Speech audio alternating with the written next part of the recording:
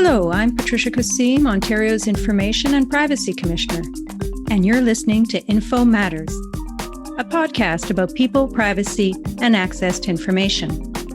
We dive into conversations with people from all walks of life and hear real stories about the access and privacy issues that matter most to them.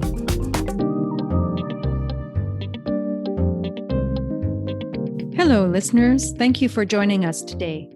In this episode of Info Matters, we'll be discussing the responsibilities of large healthcare institutions to protect the personal health information of patients. Personal health information is probably one of the most sensitive types of personal information there is, containing the most intimate and personal details about us. Our medical information stays with us for a lifetime, literally. It can affect our job prospects and our insurance coverage. In the wrong hands, it can cause serious harms, including damage to reputation, discrimination, and stigmatization. In order to feel confident about sharing our medical histories with healthcare providers, in order to get a medical diagnosis and proper treatment, we need to be able to trust that they will keep our information secure and confidential. Even more so since the pandemic, which has accelerated the adoption of new digital health technologies. In a previous episode of Info Matters, we spoke about the privacy and security responsibilities of healthcare providers operating as sole practitioners or in small group clinics.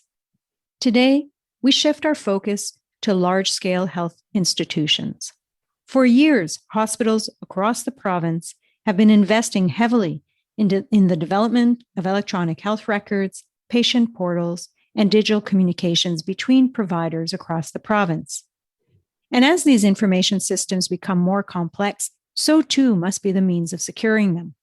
The problem of hospital employees snooping through large volumes of electronic health records of their family, neighbors, exes, friends, and enemies, made much easier now with a quick and easy click of the button, has become a notoriously concerning issue.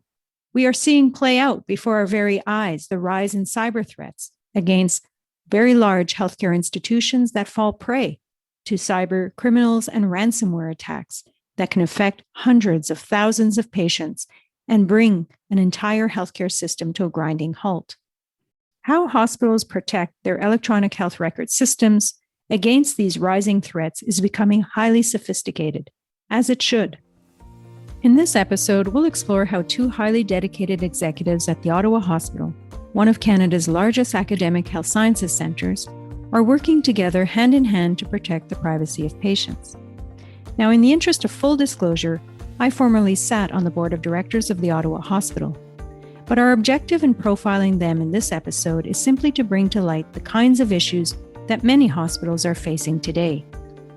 My guests are Shafiq Shamsi, the Ottawa Hospital's Executive Vice President and Chief Information Officer, and Nuran Martin, the hospital's General Counsel and Chief Privacy Officer. Shafiq, Nuran, welcome to the show.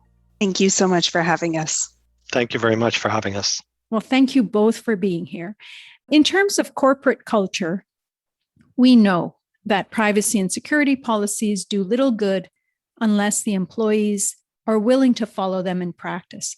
So what are some of the ways you've encouraged a privacy and security culture at the TOH? Well, thank you again for the invitation to join you today, and it's a pleasure to talk about a number of issues, including our privacy culture. So I'm fortunate to wear 5 hats within my portfolio, which includes legal services, risk, privacy, freedom of information, regulatory compliance, and governance, all within one. So that ensures that I have privacy top of mind and cutting across the various issues that fall to my desk.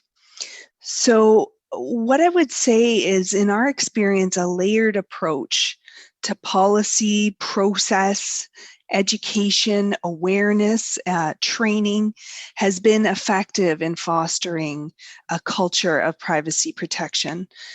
And really that tone starts from the top.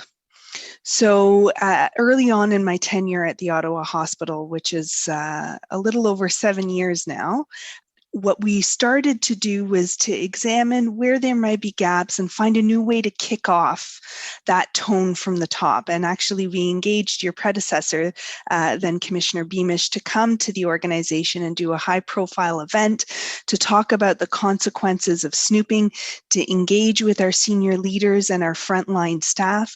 And that allowed us to kick off sort of a new focus on the importance of privacy protection. And over time, what we also started to hear was that privacy can be perceived as a barrier to access to information, to efficient operations. So we found it important then to shift our tone to an era where we kicked off a communication campaign around being proud to protect privacy. So a positive focus on the importance of privacy protection and reminding staff from the C-suite to frontline providers to housekeeping staff of all the things that they do on a day-to-day basis to protect the privacy of their patients. So I would say that culture is formed over time by being responsive, by listening, through governance, through communications, through events, and showing that we are truly and deeply committed to privacy protection.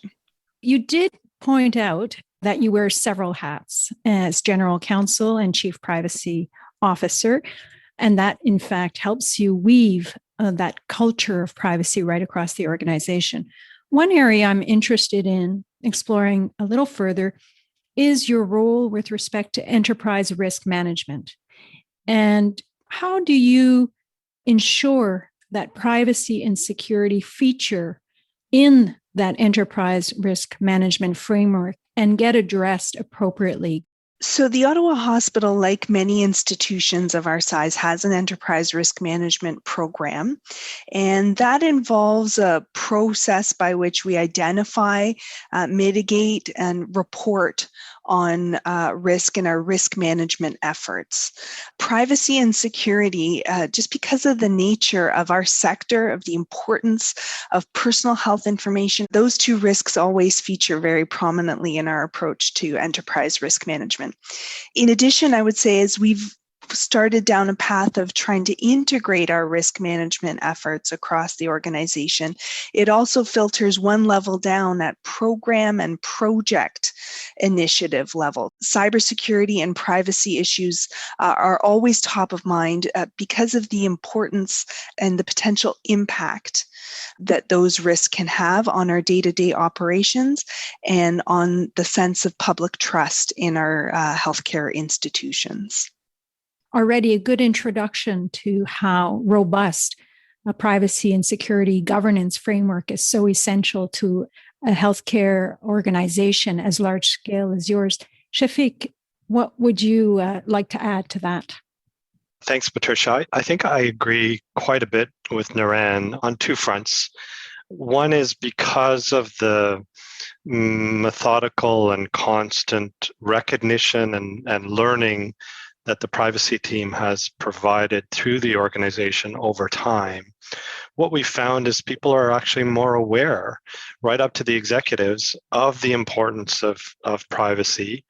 Cybersecurity, frankly, doesn't need a lot of help to get awareness. It's all over the news. It's all over the media, and it impacts everyone in a large way. And what we've learned over time is that they're so integrated that they always come together.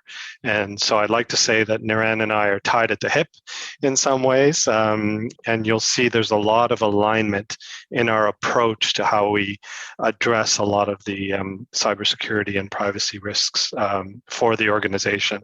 So as a result, they are very prominent in our ERM, Enterprise Risk Management Framework. Naran, so you've been very innovative in how you ensure and monitor compliance at the hospital, including by using artificial intelligence systems to pick up things like erratic patterns of access to electronic health records that may be indicative of snooping behavior. What's that experience been like, and how have you been able to use innovative technologies to help you in your compliance role? We know that random audits are rarely productive. Targeted and focused auditing can detect and through promotion of the tool can deter snooping, which is a perennial problem in all sectors. Wherever there is opportunity, individuals on rare occasions may take advantage of their access to systems. So I was very fortunate to be able to collaborate with Shafiq and his team of very skilled IT professionals to co-create an innovative auditing and monitoring tool a few years back, which allowed us to detect and deter privacy breaches through the use of artificial intelligence. And we did quite early on engage the IPC for advice and through consultation to ensure that the way in which we developed that tool would be privacy protective and would have considered all the potential risks and opportunities. We learned that that was very powerful, and we leveraged, I think most importantly, Patricia, our communications and automated messaging through the tool in order to get as much engagement and understanding of the parameters of appropriate uses of personal health information, and to ensure that there was appropriate oversight and follow-up wherever there were gaps. What I can say was that that approach allowed us to continue to build a culture of privacy protection as opposed to only pursuing compliance. Because what we found from the information that the tool provided to us was that the overwhelming majority of quote breaches were actually circumstances of human error, of unintentional breaches, of gaps in understanding of policy and procedure. And as a result of better understanding when those instances occurred, we were able to focus our compliance efforts on the overwhelming majority of the circumstances that applied to us. We also used it as an opportunity to apply our just culture framework, which allows us to focus on being a learning institution. So when people make mistakes, we coach them, we correct, we console, and we ensure that we share the learnings with others. And there are very rare circumstances where you have malicious, intentional, inappropriate conduct. And we're always able to act quickly on those instances as well. That's a brilliant example of how innovative technology can actually aid and assist in building a privacy protective environment. You mentioned twice now the integration between privacy and security as part of the enterprise risk management framework, as part of the overarching governance of the organization, and in the collaboration that forged and helped create this and introduce this new tool. Now, lots has been written about the need to ensure strong integration between an organization's privacy and security functions. How do you and Shafiq's teams work together to integrate privacy and security at TOH? The way that privacy and security can work together when they're not integrated under one leader is, first of all, through building relationships of trust and collaboration at the senior levels. And you embed that within a governance structure. So at our institution, together we work on the Privacy and Information Security Steering Committee, which is an internal governance structure where we oversee privacy and information security risks, opportunities, and ensure that our teams are aligned in building our programs together. I would totally agree with that. I think that we're actually really lucky at the Ottawa Hospital in that we do have an expert in charge of our privacy and an expert in charge of our technology. And the key is really building that trust relationship between those two experts who are experts in their field, but can also open up and learn from each other and figure out ways to work together so that in the end, we're not only protecting the information about our patients and our staff, but at the same time, making life easier for all of us, including our patients, to use the health system. And that's a delicate balance because we don't want to lock everything down so it's very difficult for everybody.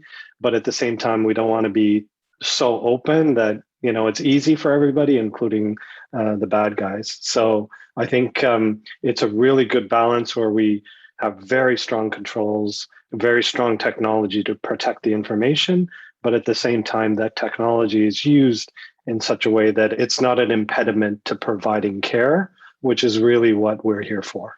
And when you say that you both work together very closely, I imagine that same goes for your teams as well. Absolutely. And I think one of the roles that we play at the senior leadership level is, I like to think of it as translation services. So I translate a little bit from Shafiq's technical language to my privacy or regulatory compliance leaders or lawyers and vice versa. So we try to understand what is motivating each of our teams, know that what we're all there to do is to ultimately serve our patients and our community and strengthen our institution. And that when we have technical experts, that we have to help one another understand each other's language. You said something earlier about tone at the top, and it's amazing what happens when you actually, as leaders, get along and there's a trust relationship. It emanates throughout the entire organization, and your teams pick that up and start working together in a much closer way. So I think the tone does start at the top, and it emanates through the organization. Well, you've both been through so much on the front lines of the COVID pandemic in the last year and a half. I just can't imagine what you and your colleagues have been through in recent months. But if we could imagine the glass half full for a moment, have there been, in your view, any silver linings in terms of privacy protection or security enhancements that have resulted from the COVID pandemic? Thank you, Patricia. I think it's been an important exercise throughout the pandemic, which has challenged us all in our personal and professional lives to focus on where the opportunities or silver linings have become apparent.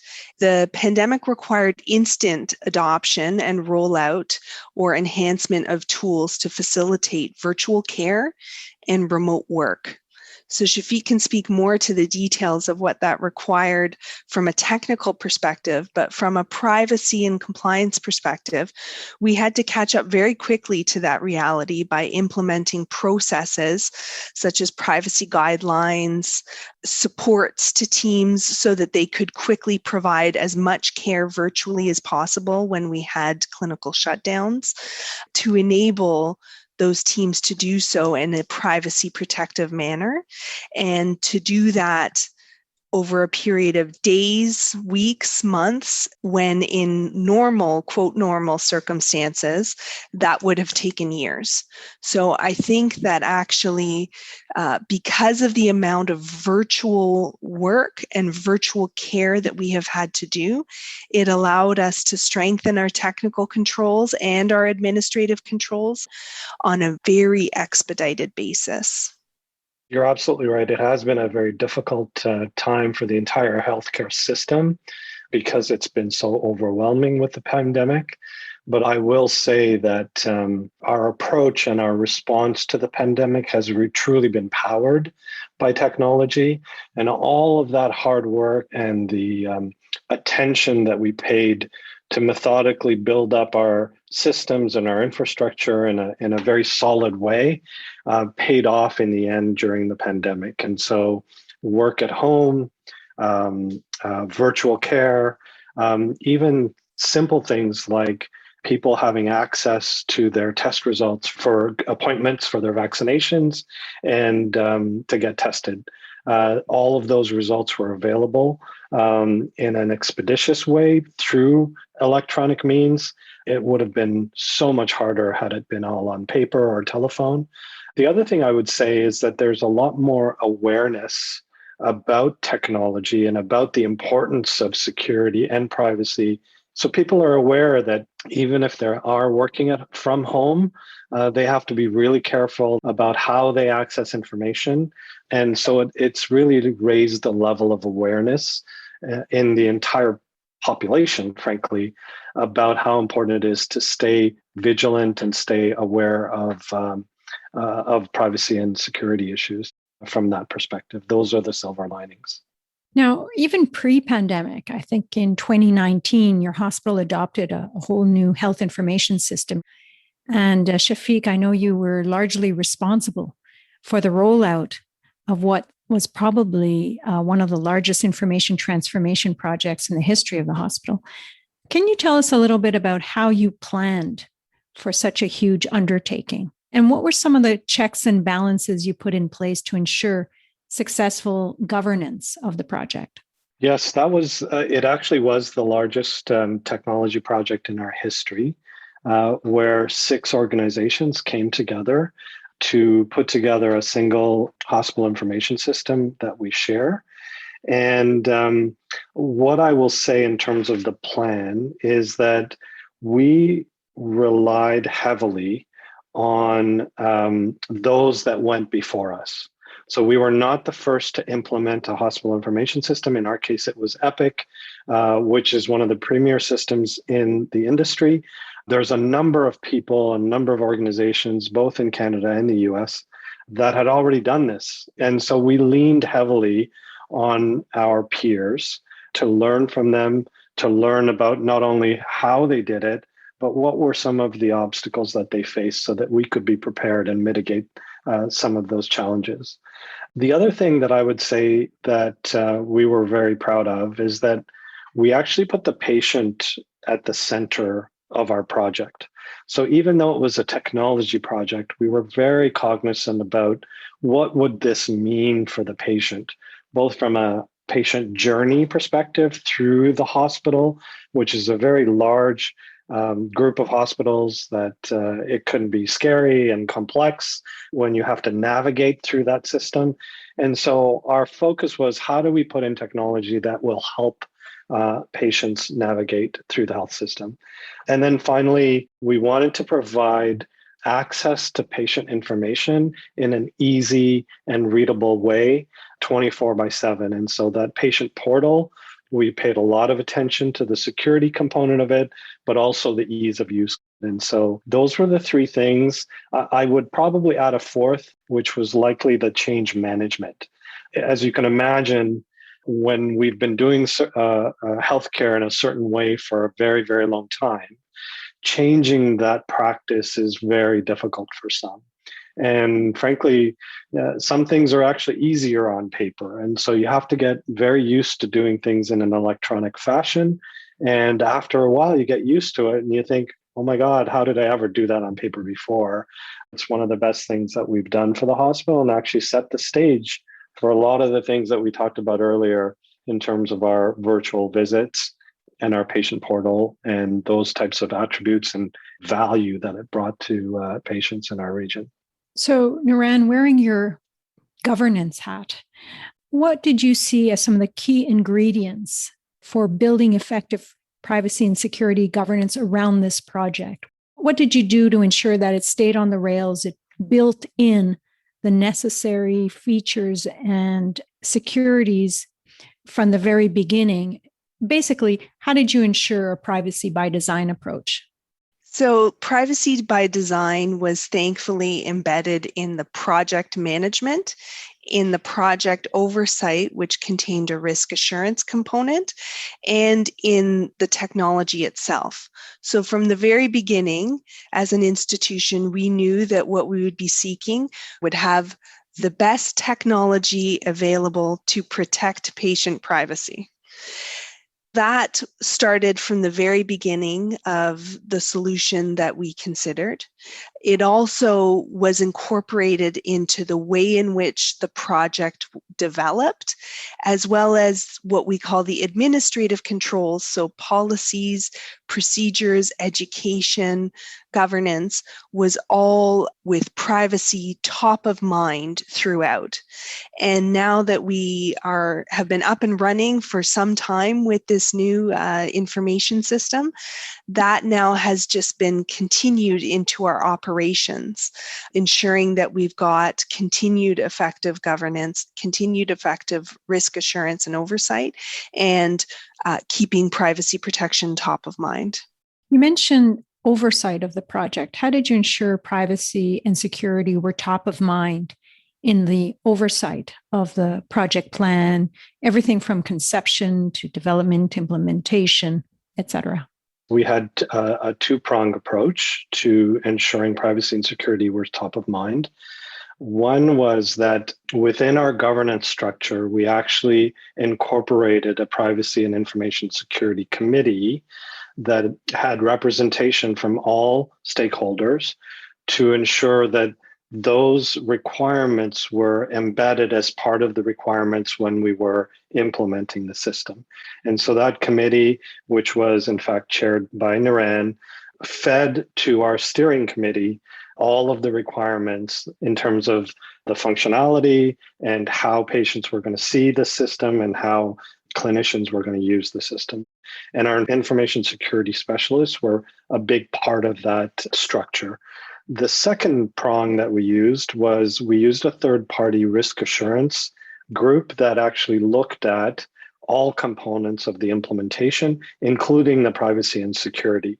And so in the event that we missed anything, this was a third-party oversight committee that was actually reporting directly to our board that would look at all those components and ensure that it was a sober second look from the outside, somebody who's not involved in the project and wants to ensure that patients' information is treated well and is secured properly. So it couldn't have been a bed of roses the whole way through. You must have had a few bumps along the way. Any lessons learned that you can share with our listeners? Just like with any large-scale enterprise transformation, I think we did learn a lot of lessons and we had some bumps along the way. I did mention earlier the change management piece. And so we learned a lot about how people over time had sort of swayed in the way that they did their work. And it was unintentional. It's just a little bit of movement to the left or movement to the right. And when you're putting in an electronic system, there is no sway involved. It has to be done as per regulation and legislation. And so it took a little bit of time, frankly, to remind everybody to stay within guardrails and not take any shortcuts. And not that people were taking shortcuts, but there was that sort of option available. And the electronic system, in fact, what it did is it took away those options. So there was a lot of lessons learned on that point. The second point is that I would say that governance is difficult, right? So not every organization is the same, and not all of us have the same sort of culture and the same sort of challenges. And scale is very important.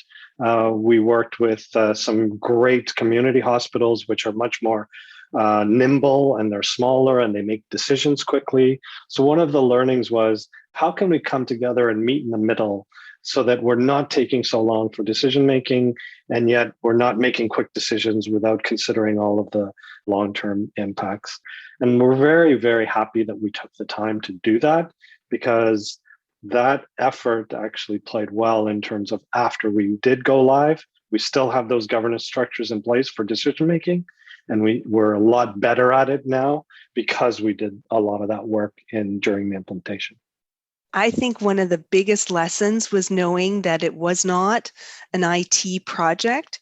It was a change management initiative about how clinical operations functions, how we document, how we communicate between providers, how we communicate with our patients, and that technology was enabling that change. Once we got our head around that, I think that was the key path to success. So looking back, I think that was a very important lesson. So Shafiq, I can't resist the temptation of asking you, as the Chief Information officer responsible for protecting the hospital against cybersecurity threats. What keeps you up at night? It is, in fact, cybersecurity that keeps me up at night. It is a potentially devastating thing that could potentially happen to any organization, not just in healthcare. We in healthcare are custodians of people's information, and we take that very, very seriously. We know, for example, that the pace of technology is changing and the frequency of cyber attacks is ever increasing. We don't have to look far to see the devastating impact that a cyber attack could take. There's a number of examples, unfortunately, in Ontario, and of top of mind, obviously, what's happening in Newfoundland, which is a horrible situation, and my heart goes out to them. But you can see that it can have devastating impacts, not only to a personal health information, but also to the healthcare system as a whole. So that does keep me up at night. What helps me sleep, frankly, is three things. One is a fantastic team of experts. I rely on them heavily. They are certified experts that help put in the proper technical controls and technology to keep our systems safe. The second thing is I have a lot of peers in the industry that we work with collaboratively, other CIOs and other CISOs, Chief Information Security Officers, throughout the province, where we're all facing the same challenges. And so we work together, and there's power in numbers that way. And finally, we get a lot of support from the province. I have to say the Ministry of Health and the Ministry of Government Services have partnered together to help organizations throughout Ontario to work on a standard approach to cybersecurity and security protection. And they've been great in terms of providing funding to help us make sure that we're safe and we're keeping our patient information safe. So I think that's what helps. I'm very lucky that we've got that. And I think that that helps me sleep. Or go back to sleep. Or go back to sleep. That's a good way of putting it. As you both know, my office recently adopted trust in digital health as one of the 4 key strategic priority areas that will guide and focus our work over the next 4 years. So, as a parting question to both of you, let me ask, what advice would you give our office to help advance trust in digital health in Ontario? We did review that document when it came out with great interest, a fantastic piece of work. And I think the IPC plays a really vital role in our ecosystem, in its advocacy around legislation and regulation, in its analysis, and us healthcare provider institutions rely heavily on you establishing the guardrails of acceptable conduct, and as well as fostering trust by the public in digital health. Technology, especially in the post-pandemic environment, is a critical part of delivery of essential services. And ultimately, that's what we're here to do. And so I think that for our part, the modernization of our legislative and regulatory parameters is critical for our continued success and for our continued ability to adopt innovative technology and our continued ability to do the work that healthcare providers do on a day-to-day basis. So to the extent that the IPC can both provide the essential analysis, provide the essential advice to government, and foster confidence by the public in the technological tools that we have, I think that will facilitate the success of all of us.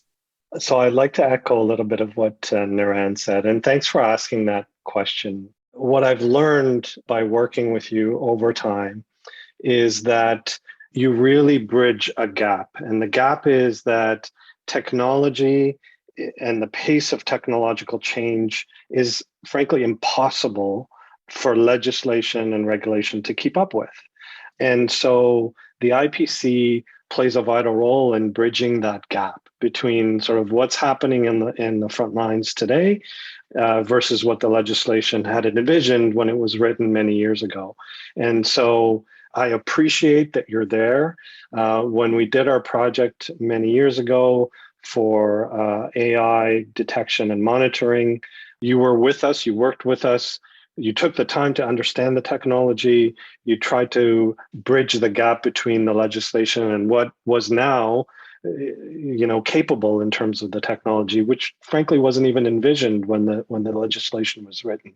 And so I would say keep playing that role because we need that bridge. Otherwise, we will never progress as much as we can in terms of using technology for good to improve care for patients. I think that's what ultimately we all want. Not just technology for the sake of technology, but how can we use it for improving care and improving outcomes for patients. And so I would say keep doing what you're doing and keep bridging that gap. Nuran Shafiq, thank you so much once again for joining me on Info Matters. You've provided valuable insights into some of the administrative, technical, physical, and governance safeguards that large-scale health organizations should put in place to protect personal health information of patients. There are so many important lessons to be learned, and you've shared some of those with us today, including lessons about how privacy and security teams need to work well together, how privacy and security risks need to be better integrated as part of an enterprise risk management framework, and how governance of privacy and security must stay top of mind and be addressed in order to ensure that risks are mitigated accordingly. We all need to be able to trust that our personal health information is safe and protected, and this trust must be earned and maintained. For listeners who want to learn more about health privacy, access, and protecting personal information, you can visit our website at ipc.on.ca. You can also contact our office for assistance and general information about Ontario's access and privacy laws. We've come to an end of another episode of Info Matters. Thank you so much for joining us, and until next time. I'm Patricia Kassim, Ontario's Information and Privacy Commissioner, and this has been Info Matters. If you enjoyed the podcast, leave us a rating or review. If there's an access or privacy topic you'd like us to explore on a future episode, we'd love to hear from you. Send us a tweet at IPC-InfoPrivacy or email us at podcast@ipc.on.ca. Thanks for listening, and please join us again for more conversations about people, privacy, and access to information. If it matters to you, it matters to me.